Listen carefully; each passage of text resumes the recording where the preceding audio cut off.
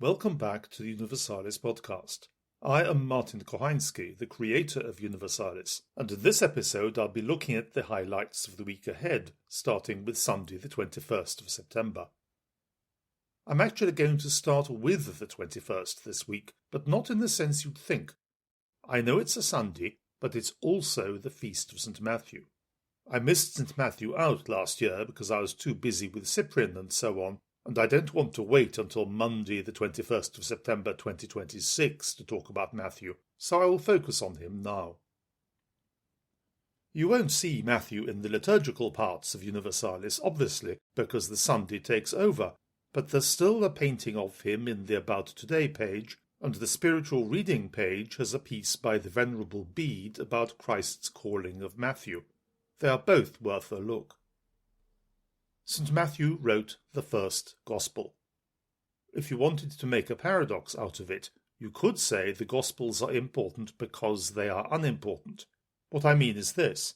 In themselves, they are not literary works for us to look at, but they are something we look through, the way we look through a window at the view outside. They point beyond themselves to Christ, the coming of Christ, the actions of Christ, and the salvation of mankind. For that matter, the evangelists too are important because they are unimportant. They do not say, "Look at me, I am an evangelist," or even, "Look at me, I am an apostle." They point beyond themselves through the Gospels they have created to Christ, the coming of Christ, the actions of Christ, and the salvation of mankind. When I say the Gospels they have created, it's a little risky. It makes me sound like one of those Bible scholars who, when you want them to comment on a passage from a Gospel, the first thing they think is, "What made the evangelist invent this?" Pity those scholars, but do take care to pity them from a safe distance. What the evangelists did was report rather than create, but still there is a certain amount that is creative even in the act of reporting.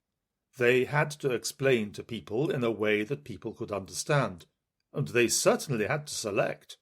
When you are writing a biography of anyone, you have to choose what to put in and what to leave out, or the biography would end up as long as a human life. As St. John puts it at the end of his Gospel, there were many other things that Jesus did. If all were written down, the world itself would not hold all the books that would have to be written. Choosing what stories you need to tell the story is a problem every writer faces. Why not just write a longer book? It's not that easy. In those days, when you wanted to write a book, you didn't go to the stationer's the way we do now and get a packet of sheets of paper. You went to the shop and you asked for a book roll, and the shopkeeper gave you a book roll, a single roll of papyrus of a standard book length. If what you ended up writing was shorter, you'd be wasting expensive unused papyrus. If what you wanted to write was longer, you couldn't, because it wouldn't fit. Of our Gospels, Matthew and John are one-roll books. Luke is a two-roll book, Luke Volume 1, The Life of Christ, and Luke Volume 2, The Acts of the Apostles. Mark is strange in that he's too short for a roll, but then Mark is strange, and in some ways he isn't quite a book. I said that the Gospels and the Evangelists are unimportant compared to the truths they are telling, but we do need to understand a little bit about the Gospels all the same. The picture I have in my head now is of looking out of the window at a view. It is the view you are interested in, the trees, the hills, the buildings, whatever it may be. But you are looking at it through the glass, and the glass still matters. The glass may be clean or dirty. The glass may be the good old-fashioned kind that was made by real people and shows it with a bit of a ripple in it, wonderful, beautiful stuff, or it may be a machine-made flat nothing. We don't need to study the glass, as if the view didn't matter, but we do need to have some sense of what kind of glass we are looking through so that we can properly understand what we are seeing through it.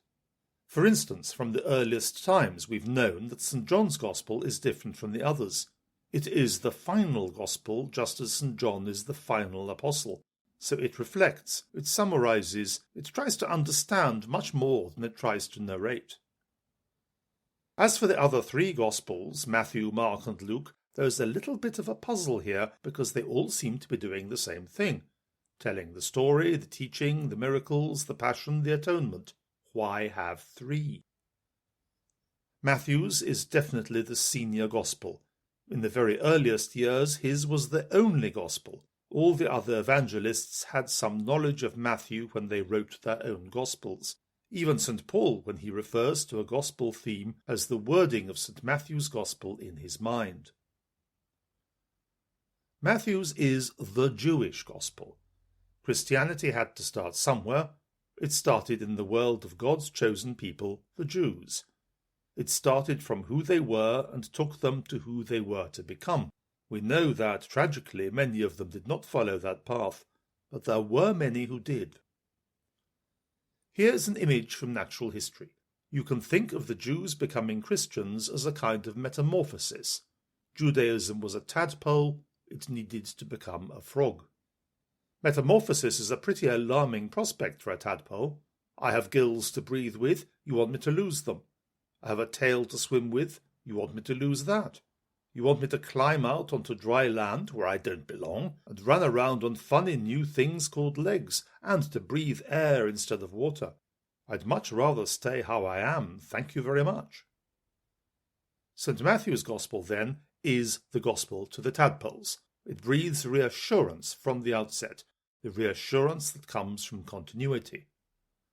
That genealogy, which bores every reader in the first chapter of the Gospel according to Matthew, shows the continuity. We are deep in the world of the Old Testament. Most of the names are familiar Old Testament ones. So the message is not, tear up everything you ever knew and start again from the beginning. It is, here is the development and the final fulfillment of everything you already know and are. Far from becoming obsolete, you as a Jew can feel proud of your part in the salvation of the human race. Matthew's first task when telling us that something new has happened is to tell us that in a sense it is nothing new after all. It is an unfolding of a bud from the Old Testament. It was there all along, waiting to grow. Right through the Gospel there is connectedness with the past, with tradition, with being a Jew. The Jews have all the mental categories they need to follow the story Matthew is telling them. Prophets, prophecies, miracles, persecution. They have read about them all in their Bible already. Matthew can mention the Pharisees, the Sadducees, and the Herodians without having to explain who they are. The Jews know them. Matthew can talk about the law versus the Pharisees' interpretation of it. He can talk about the temple tax. These were questions the Jews were all talking about. Matthew's Gospel is the Jewish Gospel. For a long time it was the Gospel, full stop. Everyone ended up knowing it. But there came a time, the Acts of the Apostles tells the story, when it became clear that although many of the Jews did grow lungs and legs and climb up out of the water and lose their tails and breathe air, fulfilling their destiny completely, many did not. And then came Paul. Paul, the Pharisee, who was converted directly by Christ, became Paul, the apostle to the Gentiles, the very people he had despised. Paul went from one city to another, encouraging the Christians he found, pulling them together, guiding the infant churches. He did that when he was there with them, and he did it when he had left them by letter, and his letters are now part of the New Testament readings we hear in church. But here is the thing about being a Gentile. On the one hand, the apostles, guided by the Holy Spirit, had decided that you did not have to become a Jew in order to become a Christian. Circumcision, the dietary laws, all that. Over and over again, Paul has to remind Gentile Christians of this when they have doubts or when someone unsettles them by telling them they are not proper Christians after all. But the one and only gospel in existence is still a Jewish gospel. You can't understand it until you have plunged deep into Jewish culture so that you can read it as if from a Jewish point of view. So in her teaching and in her documents, the Church is contradicting herself. On the one hand, you don't need to be a Jew. but on the other hand you have to understand what it is to be a Jew. It is complicated and a little pointless. For an example, look again for a moment at that genealogy at the beginning of Matthew. It mattered a lot to the Jews. It seems pointless to us, but to the Greek-speaking Gentiles it was hideous. You will think me silly if I tell you that it's a matter of the names, but sometimes the silly things are the most important ones. Civilized, normal names in Greek end with an N like Xenophon, or an S like Achilles, or an R like Hector, or with a vowel like Athene. You can't read Greek for any length of time without feeling in your bones that that is how it should be. But at the beginning of Matthew, which ought to be your gate to a new life of salvation and enlightenment, you find Abraham, Isaac, Jacob, Abiud, Eliud, and the alienness hits you, and you think, salvation and enlightenment are all very well, but how alien am I going to need to become so that these names become normal to me? While Paul was going around preaching, none of this mattered so much, because the glow of the Spirit shone on everything. But Paul couldn't be everywhere at once. He was missing, presumed drowned, for a whole winter when he was shipwrecked on Malta on his way to Rome, and he might be executed at any time. And anyway, apostles don't live forever. Something had to be done. The Jews had their gospel, the Gentiles needed theirs. Luke was the one to do it. Luke had accompanied Paul on his travels, so he knew what kind of teaching worked best with the Gentiles, what they understood easily, what needed to be explained to them. Luke was a doctor, educated, fluent in Greek, so with Paul at his side, Luke sat down and wrote his 2-volume book about Jesus and the church. This was a book that really worked like a book. It didn't start with a genealogy that didn't make sense unless you were a Jew, and it didn't assume that you had the whole of Jewish culture and history soaked into your bones. It was a simple, well-shaped narrative that anyone who read Greek, which meant everyone who read books, could pick up and read and get something out of. Luke said it in his introduction. I am going to tell everything in a proper sequence, in an organized way. This was biography the way a proper biographer would write it. Issues of purely Jewish interest were left out. When something Jewish needed explaining, who the Sadducees were or the importance the Jews gave to washing, it was explained quickly and briefly on the spot. Anybody could read this gospel and everybody could learn from it. At last we had 2 gospels for the 2 sides of Christianity. For the Jews, who looked out at the world through a Jewish window and had Judaism in their bones, there was the original gospel, the Gospel of Matthew. For the Gentiles, who needed to learn to become Christians without having to become imitation Jews first, there was the gospel written by Paul's companion, the Gospel according to Luke. This was good, except for one thing. When there are 2, there is trouble.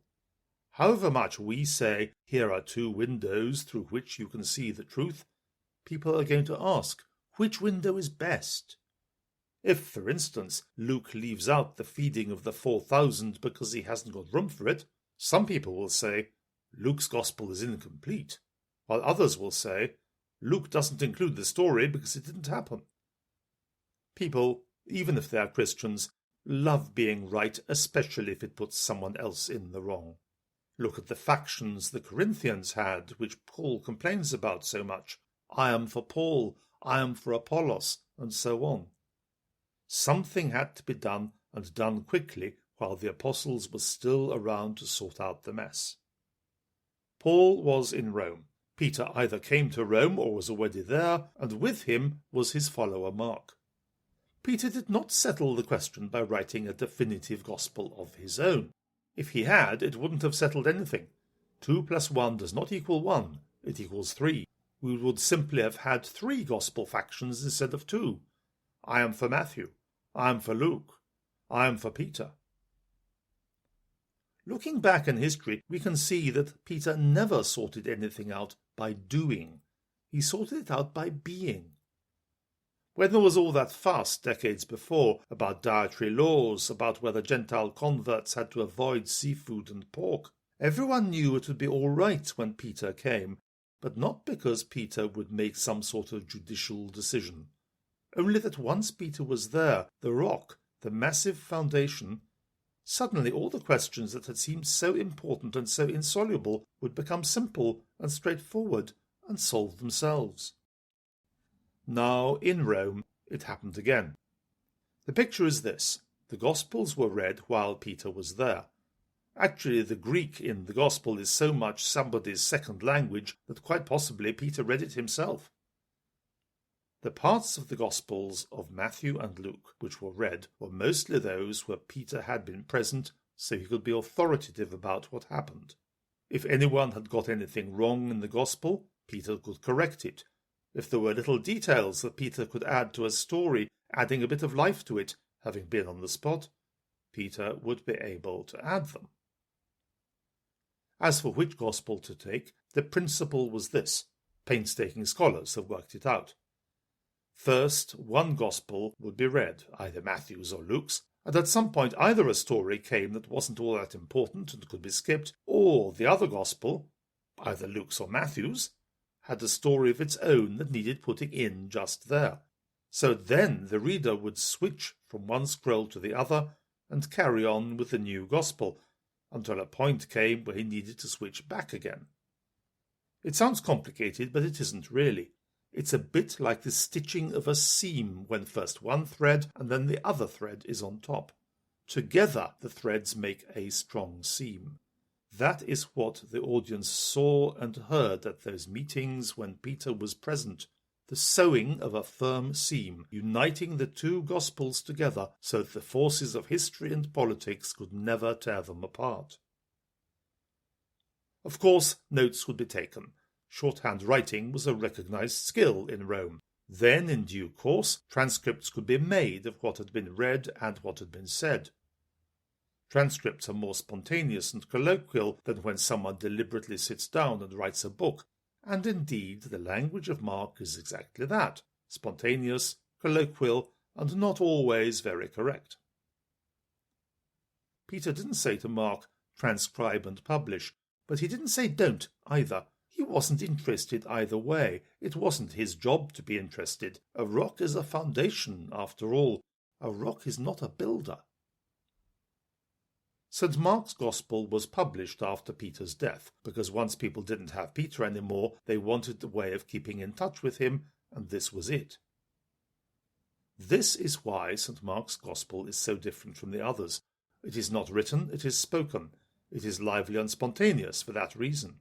Even the earliest historians saw the difference from the other Gospels.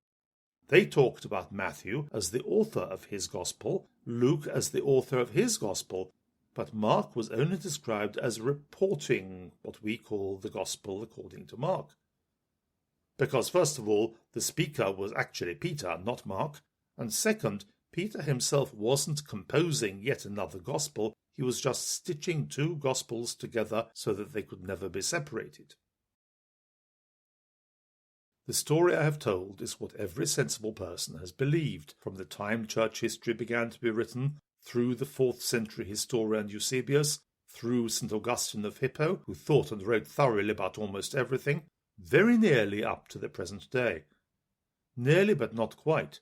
If Eusebius were a teacher at a seminary now and said what he said in his books, he would be sacked. If Augustine were a seminarian now and wrote in an exam today what he said back then in his books, then tomorrow he would be out on his ear and working somewhere as a barrister. At least this is what a seminarian told me a little while ago. Perhaps things have moved on.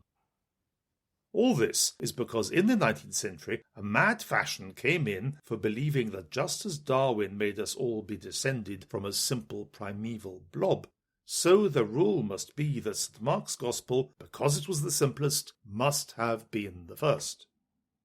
I suppose in the same sense you should say that since your child's school physics book is simpler than Newton's theory of gravitation, your child's book is older than Newton. Such nonsense breeds nonsense. The people in charge teach that there is an invisible gospel called Q, which is the source of all the bits of Matthew and Luke that aren't in Mark, and that there is an invisible first-century religious community that kept Q secret until it was time to let it loose on the world. And for that matter, that we can't know anything at all about what Jesus was really like, because all the Gospels we have are so long after his life and ministry that anything they say about him must just be myth. He was really a revolutionary socialist, or he was really a simple rabbi who never said he was God. Choose what you like. There is no evidence, so anyone can invent anything he wants. It keeps people in jobs. It lets them write journal articles and attack each other at conferences and generally have a good time. For those that like that kind of thing, that is the kind of thing they like. As for you and me, let's try a radical spiritual exercise. If you're afraid, try it in secret. Read the Gospel according to Matthew as if it was written by St. Matthew the Apostle. Read the Gospel according to Luke as if it was written by Luke, the companion of Paul, and the Gospel according to Mark as if it was written by Mark, the disciple of Peter. And of course, and above all, read the Gospel according to John as if it was written by the beloved disciple St. John. Which I suppose can take us to actually reading St. Luke's Gospel instead of arguing about it. So let's do that. This Sunday's Gospel talks about money. Money, as we know, is a good servant but a bad master. Money also ties in with what someone wrote to me a few weeks ago to ask. Can investment bankers be saved? He said. Well, of course I'm not going to tell you. I know nothing about banking, or less than nothing. I have never understood money. But I will tell you that if the money you are playing around with as a banker is made of people, pay attention to the people, because the people are the only thing that matters. When you are building a bridge and arranging 30-year finance to make the bridge buildable, that's one thing. If you are bundling together consumer debt and selling it at a discount, and you forget that your bundle is made of people sitting in the cold and dark, subsisting on pasta boiled in the water some broccoli was once cooked in, all because they were offered loans and took them and can't pay, then that is another thing altogether. If I were a priest and a confessor, here is the penance I would set you for bundling up the hopes and dreams and mistakes and distress of 1,000 families and buying and selling them as if they were so many potatoes. Ignore 999 out of those 1,000. Pick one family and become part of that family. Hold their hands. In every financial decision they make sure it is the right one for them. Prevent their mistakes. Dig them out of their troubles using everything you have except money, because when you are with them, you are like them. That financial world you have helped to create, see it through their eyes, and then perhaps when you return to your office high above them, you will have learnt something. See the financial world through their eyes week after week, and one day you will see through their eyes the brightness of the kingdom of heaven. That's all for this week.